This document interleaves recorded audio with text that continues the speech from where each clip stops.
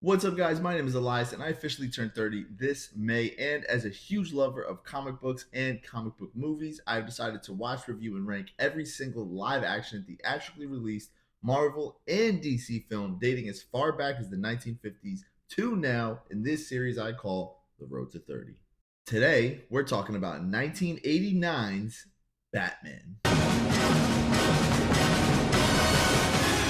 Now, off the bat, this is one of my favorite comic book movies of all time. I used to rewind, rewatch this on the VHS back when VHS tapes were a thing, and I simply just never got tired of it, and I never do till this day. This is through and through an 80s style Batman movie. What would Batman really be like in the 80s? Well, this movie completely answers that question. After the 60s era of Batman with Adam West was so popular, fans were hungry for something a little different, and Tim Burton was that guy to bring them something different. His dark and gothic aesthetic really worked well with the film, and having worked with Michael Keaton previously for Beetlejuice the year before, he was like, you know what? That's my guy for Batman. And I don't know how he didn't see him as the Joker or anything like that, but he was like, you know what? He has some kind of hidden craziness to him. I like it, make him Batman.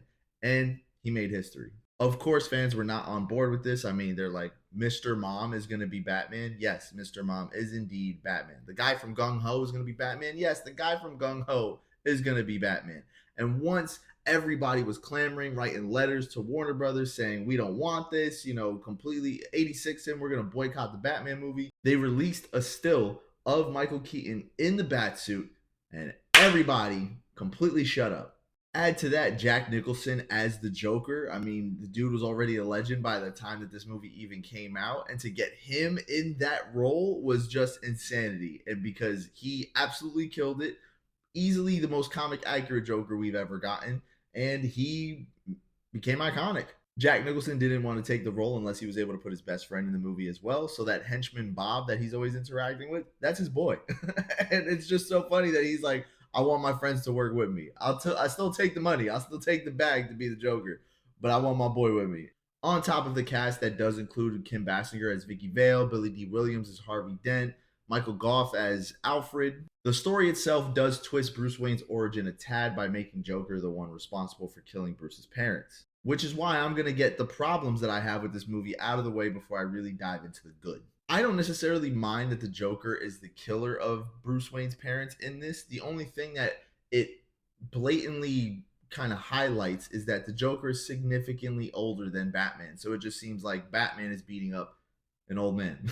And I don't really like that. I kind of like when my Batman and Joker are of similar age. That way it's just a little more fair, if you will. The third act is also where I had my issues because not only does Alfred show Vicky Vale the Batcave and completely reveals Bruce Wayne's secret identity, but when Batman goes into action to stop the Joker from enacting his poison plan on Gotham City, he comes in his bat plane and he has Joker literally targeted in his sights, and he misses every single time. Now, the thing is, I'm not the biggest fan of Batman killing, although he kills literally in almost every live action iteration he's been in. So I don't care per se. But my thing is, the scene before this, he literally dropped the bomb on the chemical plant that Joker was created, Ace Chemicals, and killed quite a few henchmen.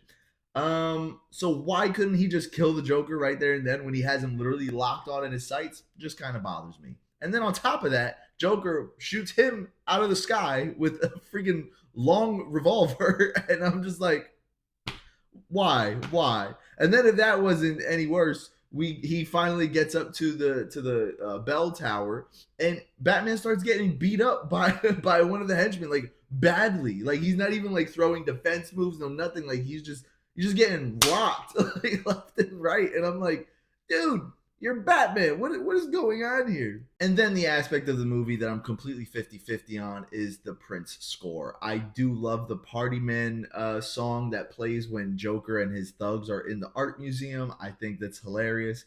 I kind of dig Trust when he's in Gotham City with the poison and he's like dancing and all that. I kind of dig it.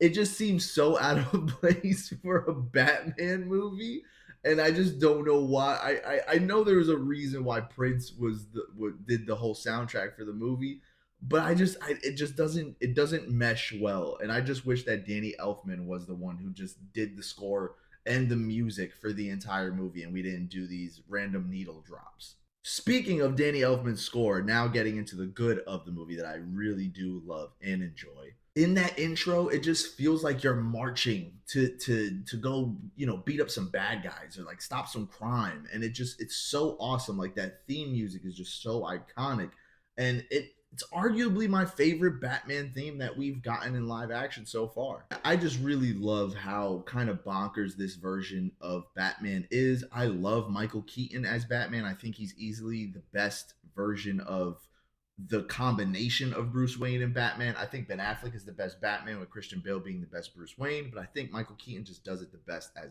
both. He just seems like a guy who's willing to actually go out at night dressed up as a bat to beat up bad guys. And I kind of dig that. He's crazy, you want to get nuts? Come on, let's get nuts. When he's about to, he has the poker to hit Joker. Oh, wow, I just rhymed. And of course, Jack Nicholson is just the ultimate clown prince of crime. He's actually hilarious throughout this entire movie, and his forced laughter makes his jokes even funnier. And I don't know, I just dig their dynamic. They don't really even interact very often in the movie, but it's just when they do, it's so good. Like it's just like, yes, I want to see like just a whole movie of them just talking to each other.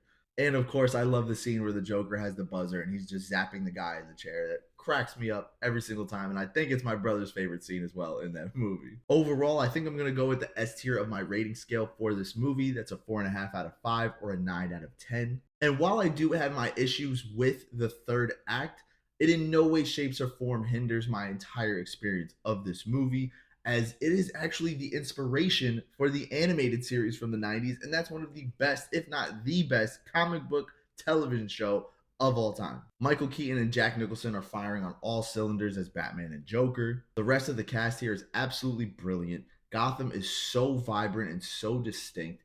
The music could be a little bit better. Like I said, I'm not exactly a fan that it's a whole Prince soundtrack and not just a straight up Danny Elfman score throughout the entire runtime. But I think especially that ending just kind of ties everything up in a knot where, Commissioner Gordon, who by the way was terrible in this movie, completely reveals the signal and is just like, he gave us a signal, and then it shines the bat symbol in the air, and then in the sky you see it, and Batman's standing on a tower and he's looking out and it's like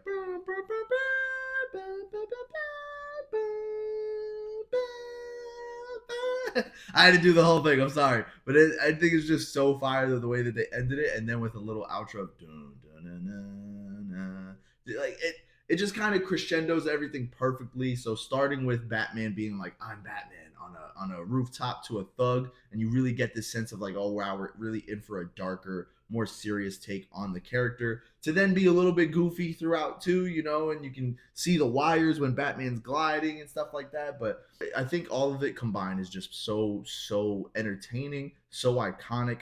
And there's a reason why Michael Keaton as Batman is hotly debated as arguably the best one, because this is just one of the most insane, most celebrated versions of the character. And I think Tim Burton and everybody involved absolutely cooked, and Warner Brothers was right to give him a sequel.